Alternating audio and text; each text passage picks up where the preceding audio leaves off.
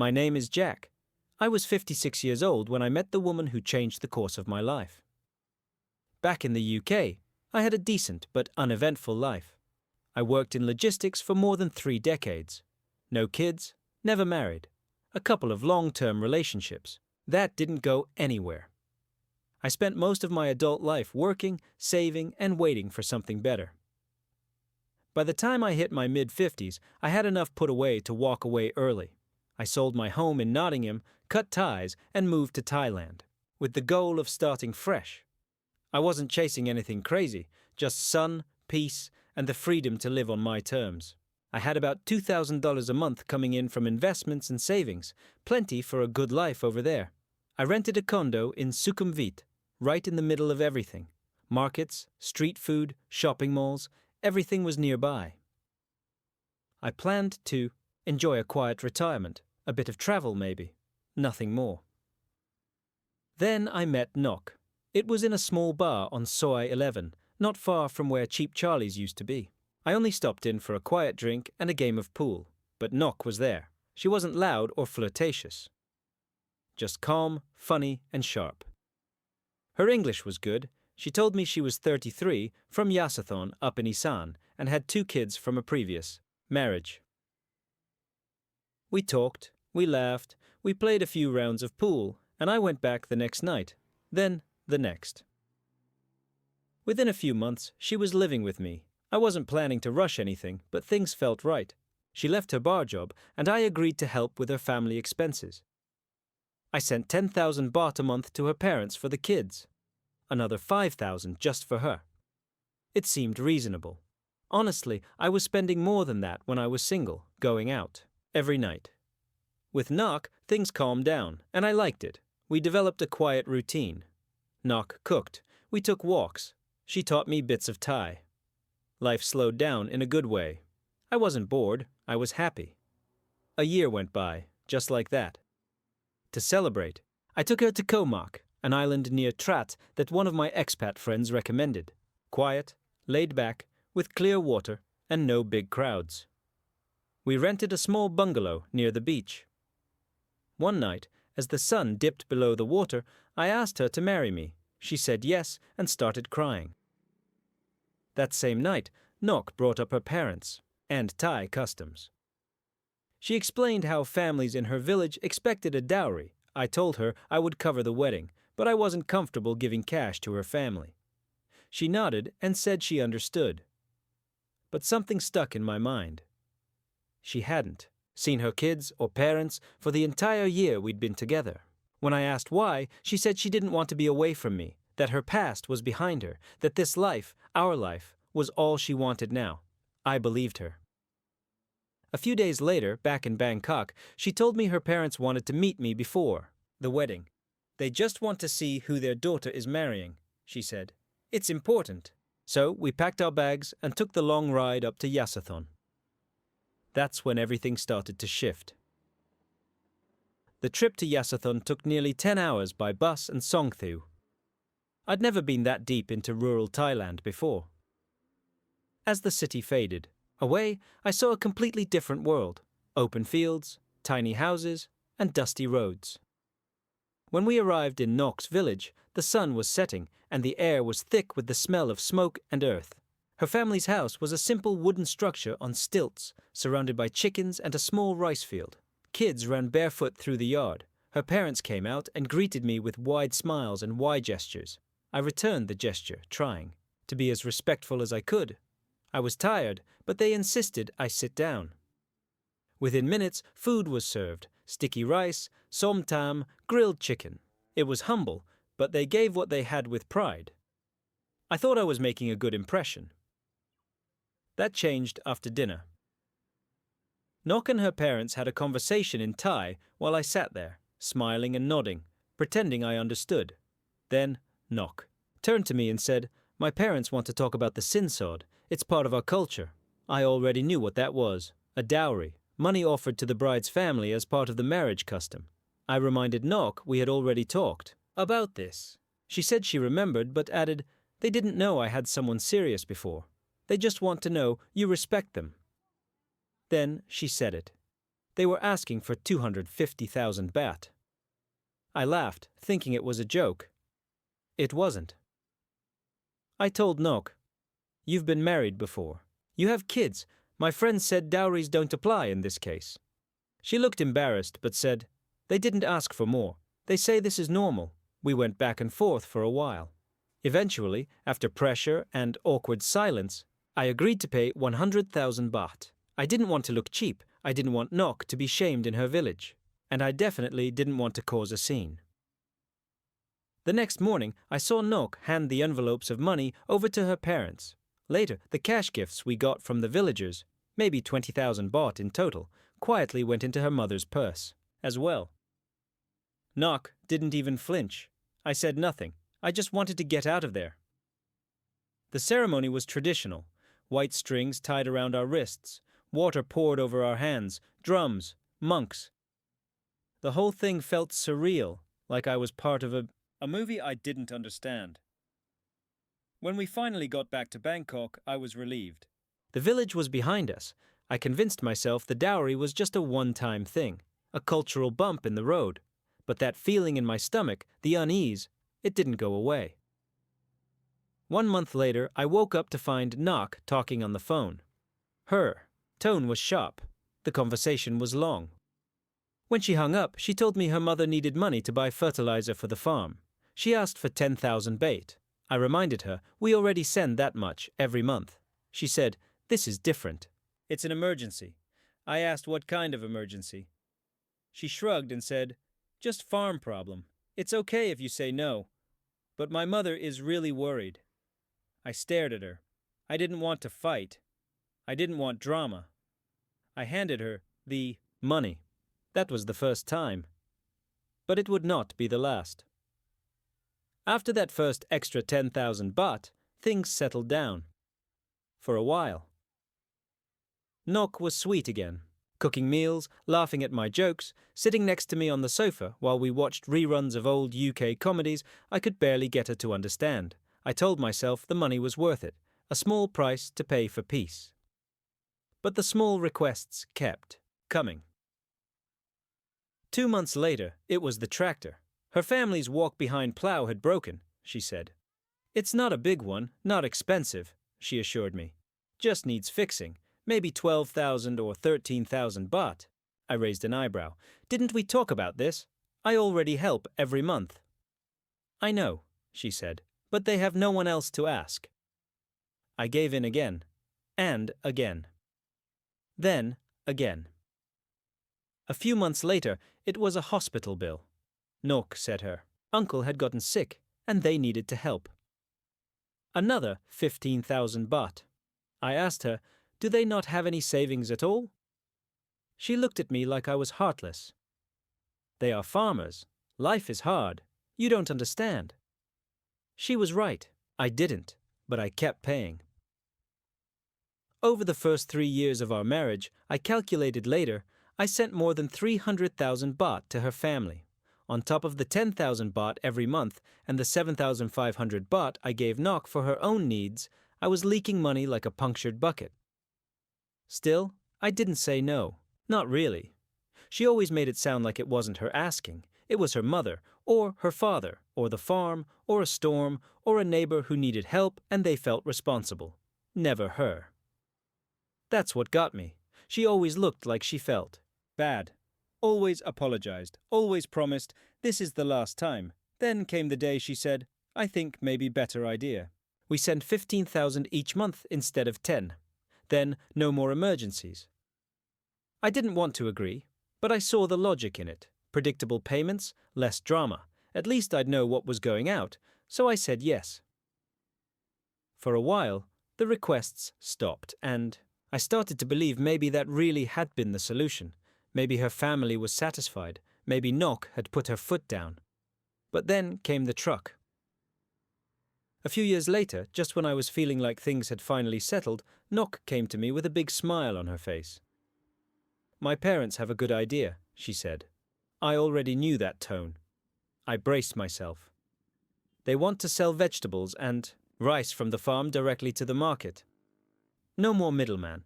They can make much more money this way." I nodded slowly. All right. And? They need a truck. There it was. I asked how much. She didn't hesitate. Only 250,000 baht. I almost laughed. Only? She was already ready for the objections. But it will be in my name. We don't give it to them. It's ours. They just use it, and we can visit the village more often. It sounded familiar. Too convenient. I said, what if we put it in my name? Nok paused. Thai police always check. Foreigner name makes problem. But if you want, okay, up to you. She smiled, but it felt forced. That uneasy smile people give when they know. They're pushing it. I wanted to say no. I should have said no, but by then I had been married to Nok for almost 10 years. I thought I knew her. I thought she had my back. And it was true. Life with her, apart from the money, had been smooth. Easy. I felt like we were a real team, so I said yes. We bought the truck, in her name, and just like that, another big chunk of my savings was gone. I didn't see the truck much after that. I only visited the village once or twice a year. She went more often. Told me it was easier without me because of the long drive. I didn't argue, but I started to wonder, why wasn't she inviting me anymore? Why was she going alone so often? It gnawed at me. But I didn't want to sound paranoid. Then came the university payments, another 100,000 baht. Then another, when the second child started. All legitimate, she said. All for their future, for education. And maybe it was. But my gut was starting to disagree. Still, I kept going, kept believing, kept paying, until the day she asked for 350,000 baht. For a new house, that was the moment everything changed. By the time Nok asked for 350,000 baht, I had been with her for 13 years. 13 years of marriage. 13 years of monthly support to her family. 13 years of believing we were a team, but this time something felt different. Heavier. She sat down beside me one evening, her voice soft, eyes wide. My parents need a new house, she said. The one they have is falling apart. The roof leaks, walls have cracks, it's not safe anymore. I looked at her carefully. How much are they asking for? She hesitated. Then, 350,000. I didn't answer right away. She continued. They already saved 50,000, but they need more. We can help them, just this once. It's their last big request. I stared at her. It wasn't just the amount. It was the look in her eyes. It wasn't the usual nervous pleading. This time, it felt expected, like she already assumed I'd say yes. I said no, firmly, clearly. I've given enough, Nok. I give your parents 15,000 every month. I give you 7,500. That's more than 20,000 every single month. I'm not giving them more. She blinked. Her smile faded. You already told them you'd give it, didn't you? She didn't answer. Nok? Still nothing. And then she said, it. The words that broke everything. You know love me if you know help my family. I couldn't believe it. That's when the switch flipped in my head. I realized she was never on my side. All those years of apologizing. All those moments of her saying she understood. All the times she told me she didn't want to ask. They weren't for me. They were part of the play. I said, tell them no. She looked at me like I had insulted her, like I had insulted the whole village. I can't. I already promised. I stood up. I'd had enough. If you promised, then you figure it out. I'm done. She was quiet for a moment. Then cold. Okay. I go back to work. I laughed. You're 45, Nok. Do you think you can just walk back into that life like nothing happened? She didn't answer. I told her, you can go, but I'm not giving a single baht more. She stared at me for a long time. Then she packed a bag and walked out. She didn't call for 2 days. Then the messages started. Apologies, excuses, promises. I'm sorry, Jack. I didn't mean to pressure you. I was scared to tell my parents no. I love you, but she never said she'd come back without the money. That was the line, and I wasn't going to cross it. After Nok left, the condo felt empty. Not just physically, but emotionally. I wasn't heartbroken. Not exactly. What I felt was confusion. 13 years with someone, and I was starting to wonder if I ever truly knew her at all. A few days later, I met up with my friend Greg, another expat who had lived in Thailand longer than me. We were having a quiet beer in a small bar off Sukhumvit when I told him what had happened. He didn't look surprised. She was getting something out of it, he said. That's how it works for a lot of guys. The family's just a front. The girl's usually pocketing most of the cash. I shook my head. I don't want to believe that. Greg leaned in. I know you don't. But have you ever seen her actually send the money? Watched her make the transfer? I paused. No, I hadn't. She always told me she was doing it on her phone. Said she used an app. Sometimes she'd say she sent it earlier, in the day. I never once saw proof. That night, I didn't sleep. The next morning, I walked to the local lawyer's office, the same guy who helped process our marriage paperwork. I told him everything and asked what my options were if she came back asking for more. He shook his head. She has no claim. You own nothing here. Your income's overseas. Legally, she gets nothing unless you give it to her. That was the first time in weeks I felt any relief. I didn't waste any more time. I hired the lawyer to handle the divorce paperwork and instructed him to speak directly to Nok. It didn't take long. He told me she had tried negotiating, said I owed her something for all the years, said she deserved 350,000 baht for the house her parents never got. He asked if I wanted to fight. I said no. I offered 50,000 baht. Final. Just to be done with it. She took it. No thank you. No goodbye, just a signed document and silence. And that was it. 13 years. Over. What hurt most wasn't the money, it wasn't even the lie, it was realizing I'd spent more than a decade with someone who had probably never loved me. Not in the way I thought she did, and worse, I let it happen. I ignored the signs. I excused the behavior. I told myself she was different, but she wasn't. She played her part well. And I played mine, the foreign husband who just wanted to believe. Was 56 when we met. I'm 69 now, too old to start over, but not too old to learn. After the divorce was finalized, I felt something I hadn't in a long time.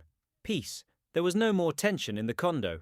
No phone calls asking for money, no guilt trips about her parents, no pressure to say yes, just to keep the peace. It was quiet. Still. And for the first time in years, I realized how heavy all that noise had been. I didn't move out right away. I kept the same rented condo in Chiang Mai, not far from the old city. It was small, nothing fancy, just a one-bedroom with a decent view of the hills. But it was enough, more than enough. I had no plans to remarry, no plans to go looking for anyone else. I was done with that part of life. My days were simple. I'd wake up early, walk to the local market for some fresh fruit, and sit on my balcony with a coffee and a book. Sometimes I'd talk to the other expats at the cafe down the street. Most of them had similar stories. Some worse, some better. But all of us knew what it meant to be fooled. The strange part is, I didn't feel angry. Not anymore. The sadness had faded into something else. Something more useful. Caution. Wisdom, maybe. When I looked back, I saw a long line of choices that I made. I wasn't tricked into all of them. Some of them I walked into with my eyes wide open. I just didn't want to admit the truth to myself. Nok was clever. But I helped her get what she wanted. I opened the door, and she walked through it. I kept sending money, hoping it would lead to peace, hoping it would keep the relationship going, hoping that love could grow from sacrifice. But love doesn't grow like that. Not when one person is always giving and the other is always taking. Now I keep things simple. I live on my pension and the small returns from my investments back home. I don't own property here, and I never will. I rent, I pay in cash, I keep my banking separate. I give when I want to give. And only to people who don't ask. Do I regret it? Sometimes. But I also had 13 years with someone who, for at least some of that time, made me feel less alone. That counts for something, even if it ended badly. even if she was never really mine to begin with. I guess the biggest lesson I learned is this: when you give someone everything, make sure they didn't come for just that, because some people will stay as long as the money flows and vanish the moment it stops. That's my story. I'm still here in Thailand, and I'm okay. Not bitter, just careful. And these days, that's more than enough. That final chapter wrapped up Jack's journey. There's no happily ever after in stories like these, just hard lessons and the hope that you're smarter next time.